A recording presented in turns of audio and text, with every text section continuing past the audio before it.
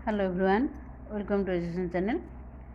आज आम +2 second year MIL Odia गद्य पुष्पपुर वर्षावरण विषय आलोचना करने जाऊे। लेखक होती कृष्णचंद्र पाणिग्राही। प्राबंधिक परिचय।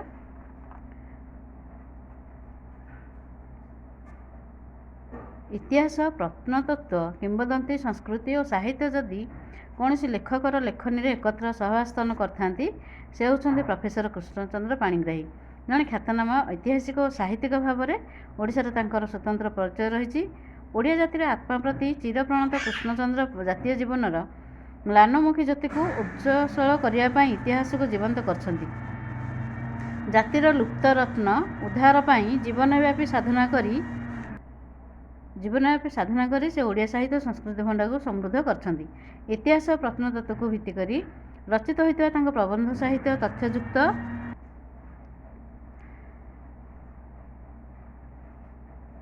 तथ्ययुक्त विश्लेषणात्मक सत्य को निष्कपट रूप प्रदान जड़े आदर्श ऐतिहासिक निर्भीक स्वाक्षर तांको प्रबंध देखा मिले। तांकर प्रबंध गुड़िक विषय विश्लेषण अत्यंत चमत्कार, उच्चकोटीर भावुकता और भाषार इंद्रजाल तांको प्रबंधर विशेषता।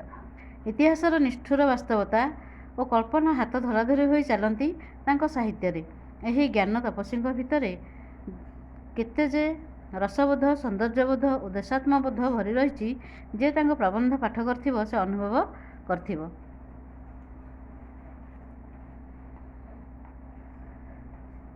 तांको रचित जन्मभूमि पुष्पपुर वर्षावरण, स्वर्णाद्री स्वप्न, राजगृह, कन्याकुमारी, नटराज आदि प्रबंध ओडिया प्रबंध साहित्यर हीरानीला प्रबंध मानस पुस्तक व्यतीत ओडिशा इतिहास और किंवदंती, मो समय ओडिशा प्रभृति तांकर उच्चकोटीर सारस्वत ग्रंथ। डॉक्टर कृष्णचंद्र पाणिग्राही मयूरभंज जिलार केटिंगठारे 1929 जन्मग्रहण करथिले। उत्कल जननी तार एही सुयोग्य संतान को 1982 हराई विमर्श होई पड़िथिला।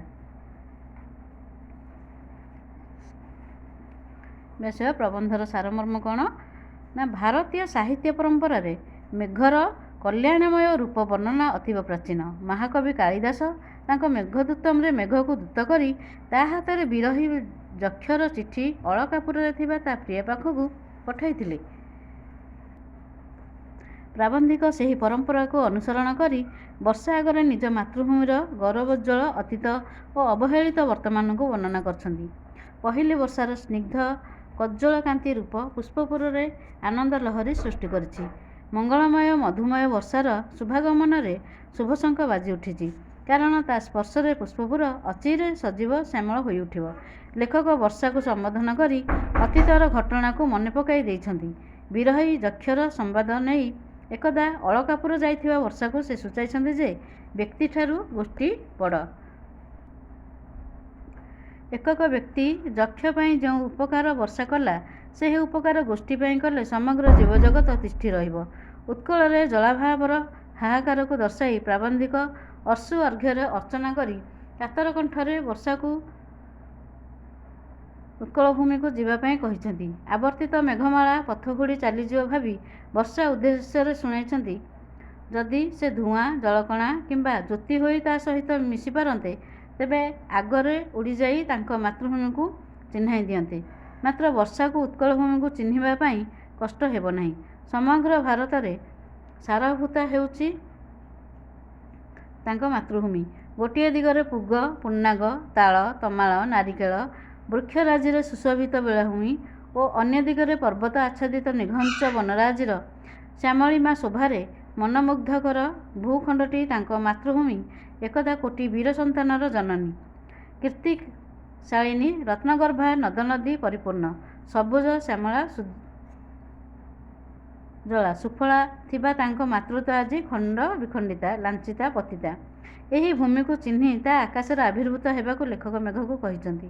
तार नवघन रूप देखि उत्कलवासी खुशी हेबे।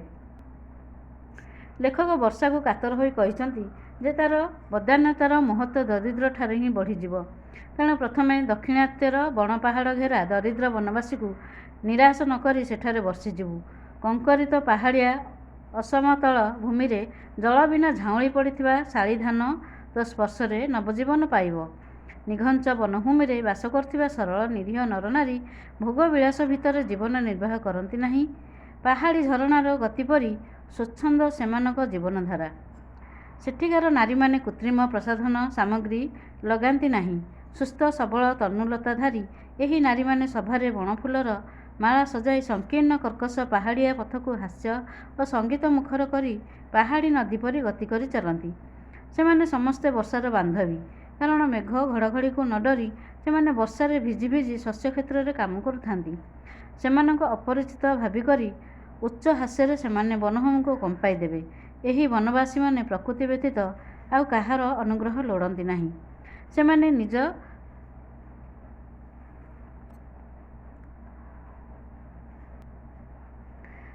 ନିଜ ଝାଳବୁହା ଧନରେ ପେଟ ବସିବାକୁ ଉଚିତ ମନେ କରନ୍ତି।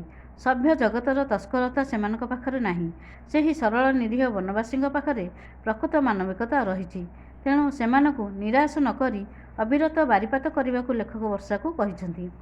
ଯେଉଁ ଜଳ ସ୍ପର୍ଶରେ ବନଭୂମି ସବୁଜ ଶ୍ୟାମଳ ହୋଇ ଉଠିବା ସହ ଶାଳିକ୍ଷେତ୍ର ପାହାଡ଼ୀ ନଈ ବନ୍ୟ ମୟୂର ଆଦି ଉଲ୍ଲସିତ ହୋଇ ଉଠିବେ, ନାନା ଫଳ ଫୁଲରେ ବନଭୂମି ଆମୋଦିତ ହେବ।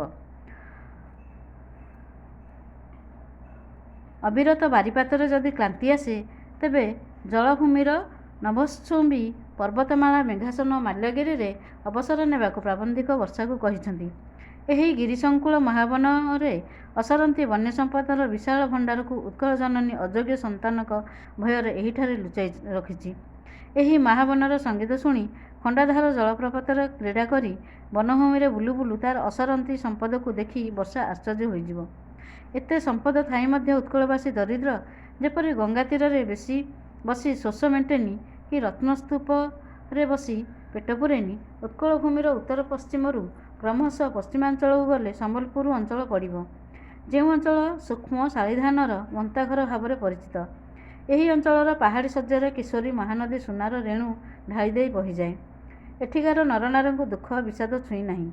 ପ୍ରାଚୀବଧୂ ଆସିବା ଆଗରୁ ସମ୍ବଲପୁରର ବଧୂମାନେ ସ୍ନାନ ସାରି ସଜ ଶେଫାଳୀ ପରି ପ୍ରଫୁଲ୍ଲିତ ହୋଇ ଉଠନ୍ତି। ଏମାନଙ୍କ ଅନଳସ କଳାକୁଶଳ ହସ୍ତସ୍ପର୍ଶରେ ସେମାନଙ୍କ କ୍ଷୁଦ୍ର କୁଟୀର ହସି ଉଠେ।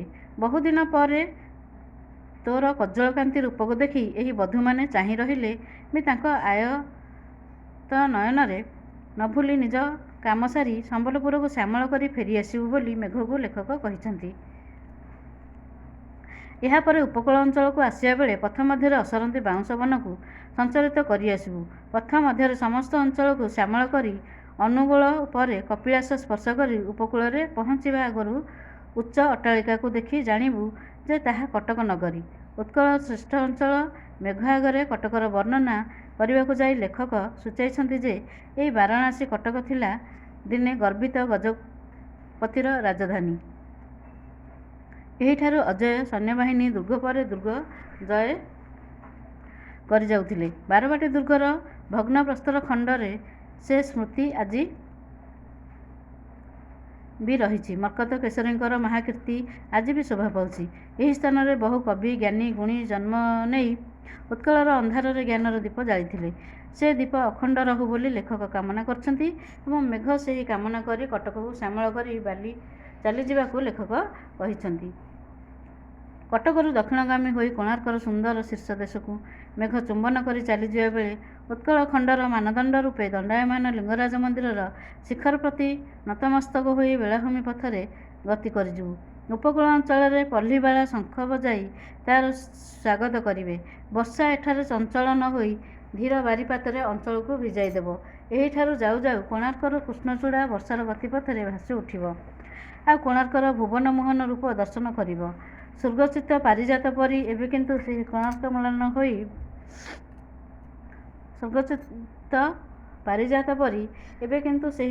ମ୍ଳାନ ହୋଇ ବିଜନ ସାଗର ବେଳାରେ ପଡ଼ିଛି। ଏହି ମନ୍ଦିର ଦୃପ୍ତ ଗର୍ବିତ ଜାତିର ପରାକ୍ରମର ପ୍ରତୀକ ଓ ଲଳିତ କଳାର କବିତା। ଯଦି ତା'ର ମୁଖ ଫିଟୁଥାନ୍ତା ସେ ମେଘକୁ ତା ଅତୀତ ବିଭବର କଥା କହି ବିଜନ ବେଳାକୁ ଶିହରିତ କରନ୍ତା। ଏହିଠାରେ ସାଗର କୂଳକୁ ଶ୍ୟାମଳ କରି ଚଞ୍ଚଳ ପଦରେ ନୀଳାଚଳ କ୍ଷେତ୍ରକୁ ଗତି କରିଯିବ।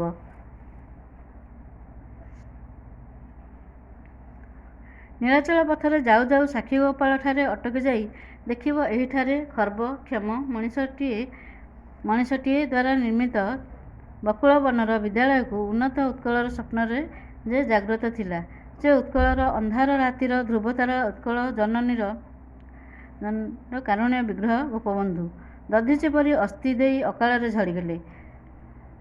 ଆଜି ବି ତାଙ୍କ ଚିତାଭସ୍ମରୁ ଉଷ୍ମତା ଯାଇନାହିଁ, ମାତ୍ର ତାଙ୍କ ମହାନ ଆଦର୍ଶ ଚାଲିଗଲା। ଗୋପବନ୍ଧୁଙ୍କ ଶ୍ରୀହସ୍ତ ପ୍ରତିପାଳିତ ମଞ୍ଜୁ ଶ୍ରୀଅନ୍ନା ବକୁଳବନକୁ ଛୁଇଁ ଦେଇ ଆହୁରି ଶ୍ୟାମଳ କରି ନୀଳାଚଳ ପଥରେ ଗଲାବେଳେ ଗୋପାଳଙ୍କୁ ଦର୍ଶନ କରିଯିବାକୁ ମେଘକୁ ପ୍ରାବନ୍ଧିକ କହିଛନ୍ତି। ମେଘ ନୀଳାଚଳ ପଥରେ ଗଲାବେଳେ ତାଳ, ପୁଗ, ପୁନ୍ନାଗ, ନାରିକେଳ ବୃକ୍ଷକୁ ସଞ୍ଚାଳିତ କରି ତମାଳ ପତ୍ରରେ ନୀଳିମା ଭରିଦେଇ କେତକୀ ବନରୁ ସୁରଭି ନେଇ ନୀଳାଚଳରେ ପହଞ୍ଚିଛି। ସେହି ନୀଳାଚଳ ଉତ୍କଳ କମଳର କେଶର ସଦୃଶ। ଲୀଳାମୟ ନିଜେ ଏହାକୁ ବାସଭୂମି ରୂପେ ବାଛିନେଲେ। ଇତିହାସର ପ୍ରତି ଲୋମକୂପରେ ଗତି କରିଗଲେ ଜଗନ୍ନାଥ ହିଁ ଉତ୍କଳର ଇତିହାସ ବୋଲି ଜାଣିବ।